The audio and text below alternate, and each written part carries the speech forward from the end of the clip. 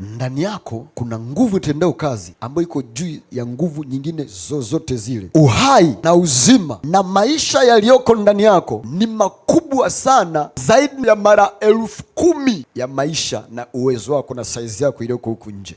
Nguvu iliyoko ndani yetu sisi ni kubwa sana kushinda nguvu ya aina yoyote ile duniani, na maisha yaliyoko ndani yetu ni makubwa mara 10,000, mara 100,000, mara milioni ngapi, kubwa kuliko maisha ya aina yoyote yaliyoko nje yako na kupita ule mwonekano wako wa nje. Yaani ndani yako ni mkubwa sana kuliko nje yako kulivyo. Kitabu cha waraka wa kwanza Yohana sura ya 4 mstari wa 4 inasema, ninyi watoto msiogope, kwa maana mmekwisha kushinda ulimwengu, kwa sababu aliye ndani yenu ni mkubwa kuliko aliye katika dunia. Anakupa kwa nini unaushinda ulimwengu. Kwa nini unaushinda? Nasema msiogope sababu mmekwisha kushinda, kwa sababu aliye ndani yenu ni mkubwa kuliko aliye katika dunia.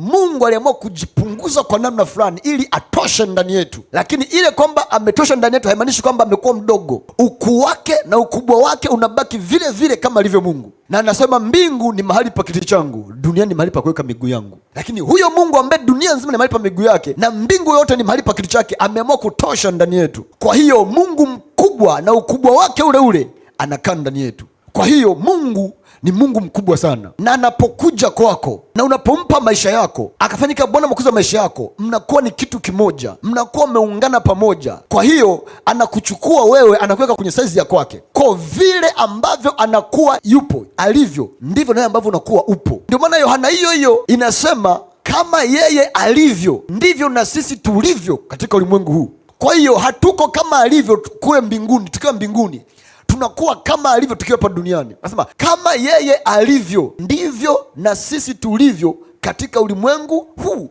Kwa hapa ulimwenguni, vile ambavyo Mungu alivyo ndivyo na sisi tulivyo. Kwa hiyo ukuu wake na ukubwa wake katika ulimwengu wa roho ndivyo tulivyo na sisi pia. Kwa anapoingia ndani yetu ili atoshe, maana anatukuza na kututanua sisi twende kwenye saizi ya kwake ili aweze kukaa. Kwa Yesu akija ndani yako ili aweze kutosha ndani yako, inabidi akukuze, akutanue, ulingane na uwezo wake, ulingane na ukubwa wake, ulingane na saizi ya kwake. Ni kama vile ambavyo unaenda kununua nguo, ukija ukapima na kubana, unaenda kwa fundi cherehani, anaifumua, anaitanua ili kutoshe. Kwa jinsi ya mwili unabaki kama ulivyozaliwa, ila kwa jinsi ya rohoni umekuwa mkubwa sana, unakuwa kwenye level ya kimungu, unakuwa kwenye saizi ya Mungu, ili Mungu akija akikaa ndani yako atoshe. Sababu Mungu hakai ndani ya mwili wako, anakaa ndani ya roho yako, ila kwa sababu roho yako inakuwa ndani ya mwili wako, kwa mwili wako unakuwa umembeba Mungu ndani yako. Kwa akija haji kwenye saizi ya mwili wako, anakuja kwenye saizi ya roho yako, na akikuta roho yako ina saizi ndogo, anakutanua, anakukuza ili ulingane na saizi yake, ili akiingia kena wewe. Ndio maana kwa jinsi ya ndani sisi tunakuwa ni wakubwa sana, kama vile ambavyo kwenye saizi ya ukubwa wake.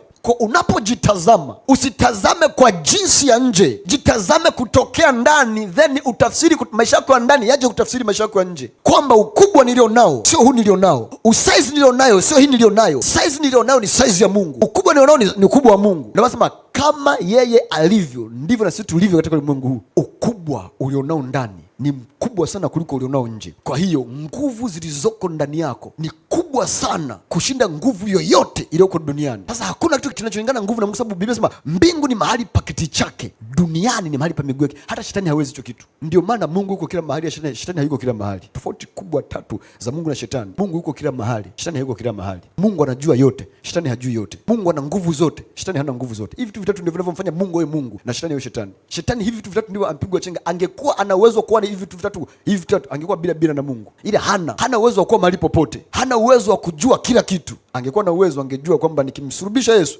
dunia nzima inakombolewa, angemwacha. Yaani yeye ndio angekuwa namlinda kwamba asiguswe wala asife. Sababu hakujua kwamba kufa kwa Yesu ndio kumalizwa kwake. Na hajui kila kitu, na hayupo kila mahali. Kuna mahali hayupo, kuna mahali anaweza akawepo. Kwa hiyo sio mkubwa kihivyo, ila sisi tumekuwa wakubwa kihivyo. Lakini kazi ya maombi ni kufunua ule ukubwa wa kwako ndani ya Kristo ulioko ndani yako, ili uanze kutenda kazi kwenye nje ya kwako.